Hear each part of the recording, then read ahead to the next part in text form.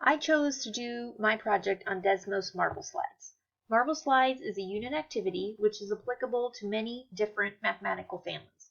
There's a linear version, a periodic version, a parabolic version, an exponential version, and a rational version.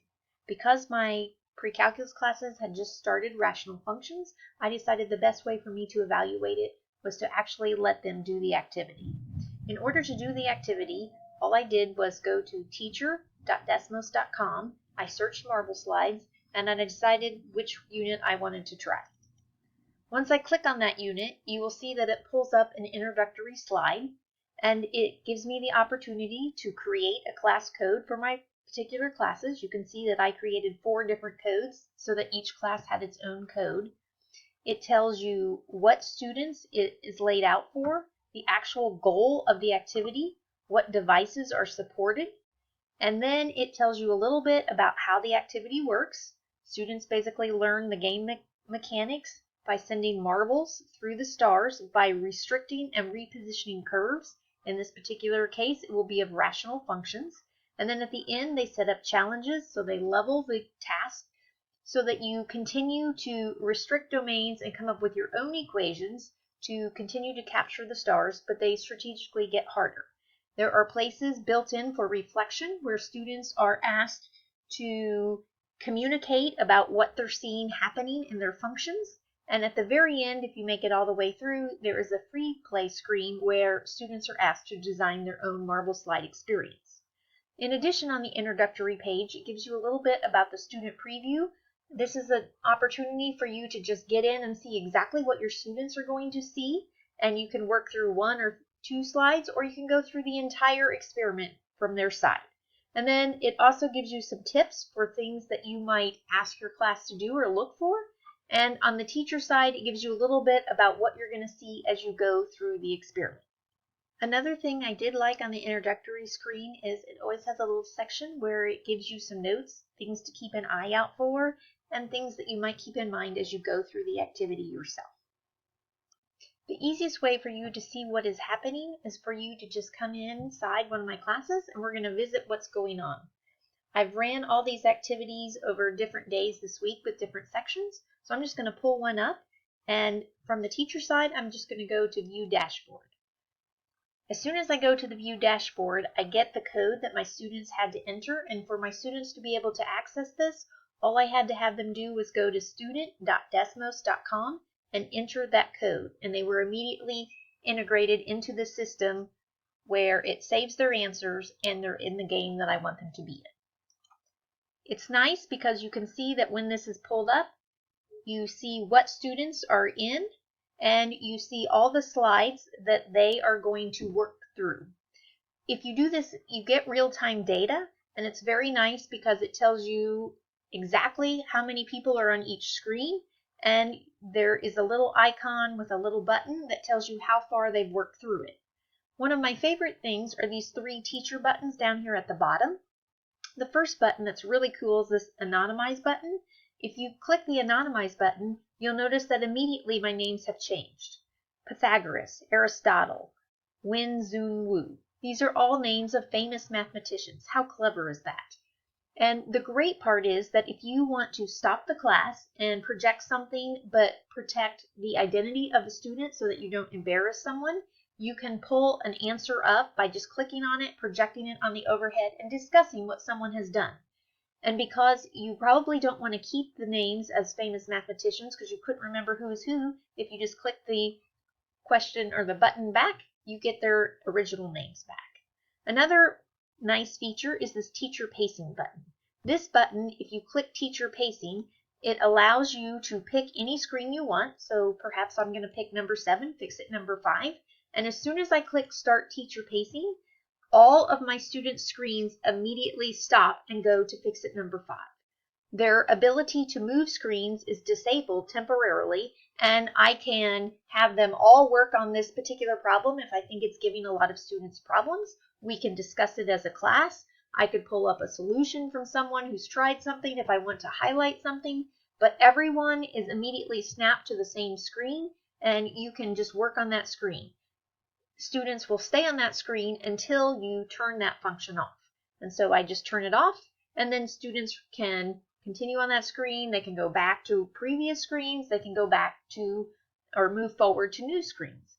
The other feature that's quite handy is this pause class. And if you click on the pause class, it says your students are paused, and on their computers, it freezes the computer and basically brings up a shade of gray screen where they can still see what's going on, but they are no longer allowed to interact on that screen.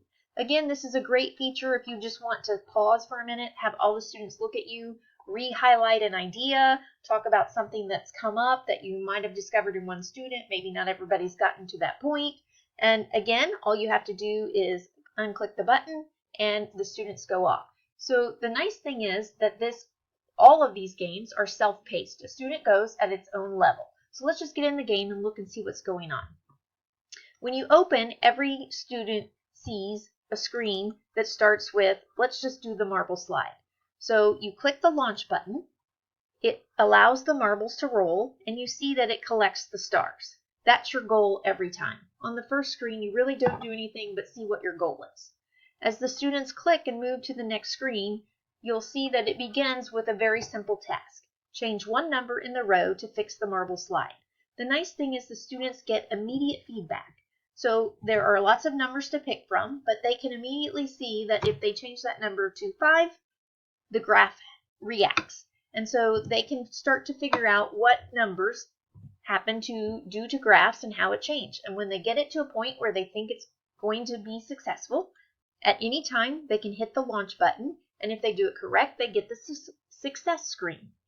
They can continue working on the screen as many times as they want. As soon as a student gets it, they can move on to the next screen. It progresses as you get harder, and it does show you right at the beginning that you always have the reset option. So when you're working on screens where the equation is already typed, if you happen to forget what numbers you're working with, you simply have to click the gear and it will bring up a reset option and it will bring you back to your original screen. This is changing the sign of one number in the row to fix the marble slide, so students quickly learn that they can put a negative and reflect the graph, and again, you just launch it and you look for success to see that the marbles pick up all of your stars. As the students move through the slides, they get increasingly more difficult. You'll notice that in the beginning, it also has some domain restrictions. So even if you haven't discussed domain restrictions, students quickly figure out that this gives us a place where you are no longer having a domain from negative infinity to infinity. And they can launch a ball and see what's happening. And they can play with that number and again see how it reacts on the screen or what it does, so that if they change this to be x less than 1, they can figure out, oh, look, it erased half my graph. So the instantaneous feedback and the idea of self-pacing is very nice. As you continue progressing, what happens is you get to a point where you have what I call reflection equations. This is where they ask you to articulate what is happening in the graph. So the student begins by just working on equations that are already typed. Then it gets to some predictions where you get to articulate it, and then from the teacher graph, you can see what every student is entering. I'm in Aaron's graph, so I can see what he typed, where he said the top of the curve would extend to x equal 10. If I go back to my dashboard, I can see what all of my students said at that particular screen. So if there is a problem with just a few students, or if I need to point something out, in real time, I can see what's going on and happen to catch this. As you continue progressing back, once you get through some predictions, it's very nice because it always allows you to hypothesize. So once you see the prediction screen, it says use your advice from the last screen. Did it help? And the students actually get to put the numbers in and see if their advice worked. So in that case, they get to test their hypothesis immediately. What I also like is I can see each student's solution right here on my screen, but if I want to look at all of them together, I can overlay it on one graph, and you can see that the graphs are very close, so almost every student had the same answer. I can also look over here to the left by their name, and I can look at how many stars are filled in, and that gives me an idea of whether or not they were successful in that activity.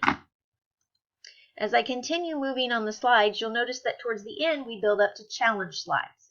The goal of a challenge slide is always to try to complete them with only rational equations and as few as possible, because we're in the rational case. So when we look at a challenge slide, we see that the stars get harder to capture, and you can see that I have all kinds of different graphs going on. So I can look at Addie and see that she used a linear graph. So if I was working with Addie, I might need to go and say, is there a way for you to do this without using the linear graph? Can you go back and make this a rational graph? Or if you have another student who perhaps did it in a different way, and I look over here at Braden only used 2 equations, but you might ask Braden, can you do this with just 1 equation? Is there a way that we can challenge you to keep going? So even though every student is working at their own pace, you can continue to level those challenges and differentiate just by extending your challenges, giving time limits, having students compete with each other. Here's an example on a challenge problem where clearly I can see not all of my students made it to this challenge screen, and I can see that not all of them were successful. For example, Jack has 4 empty stars, so he was there, he was working on it, but he did not have a successful launch. What I really like about Desmos Marble Slides is, like I said, it can easily be differentiated. It did level the task quite quickly in the beginning, so you only were able to manipulate 1 or 2 numbers or 1 sign before it started putting domain restrictions. So there are some downsides.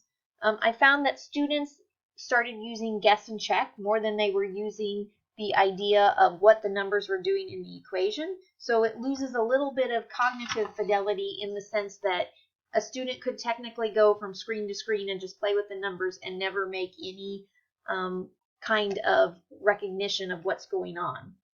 I also found that in the challenge slide, some of my students got frustrated quite quickly, and there was no place for them to get a hint or to try to see if what they were doing was correct. However, it was nice that there was no one single answer, that there were a range of answers that could make the marbles roll and get the stars. It encourages articulation of numbers and equations. It encourages the repetition that you can't get on a classroom worksheet or inside a classroom just doing problems because students get frustrated. It has immediate feedback because you have the technology. The directions sometimes were a little bit iffy, and I found that I didn't like it because students could enter any kind of equation or they could skip slides and keep on going before they found success. And if you're in the rational slide, I have had kids that tried to use linear functions. Overall, the fidelity, I think, is very strong. In our article, it said students learn mathematics by taking mathematical actions, transforming, representing, and manipulating on mathematical objects, observing their consequences, and reflecting on their meaning. And I believe that this is what Desmos Marble Slides does. You were taking mathematical actions. In the beginning, you just transformed the equations. At the end, you were just not manipulating them, but representing the equations yourself. You observed the consequences, and it gave you the opportunity to reflect on some of your answers. I think that pedagogically, this is very sound, and that it was helpful to facilitate the understanding and the learning of rational functions. I think my students felt like it was helpful. They often told me that it was frustrating, but at the same time, you could see that success when they were like, yes, I finally got it to work. It made them think. It made them ask questions of themselves and their neighbors. It made them look at what a number actually does in an equation. So I believe that mathematically, it made them do a lot of things we want them to do every day that they don't always do with just rote learning. And there was a lot of cognitive thought and emphasis on trying to figure out mathematically everything that's going on. So overall, I would recommend Desmos Marble Slides to anyone who wants to use it. It's a great activity to either do as a review or inside your unit. I wouldn't want to do it every time, but I believe that although there are some cons, that overall it is a great activity that could easily be integrated to many different levels, and it has many different benefits. And as I said, in terms of the pedagogical and mathematical and cognitive fidelity, it upholds those 3 very well.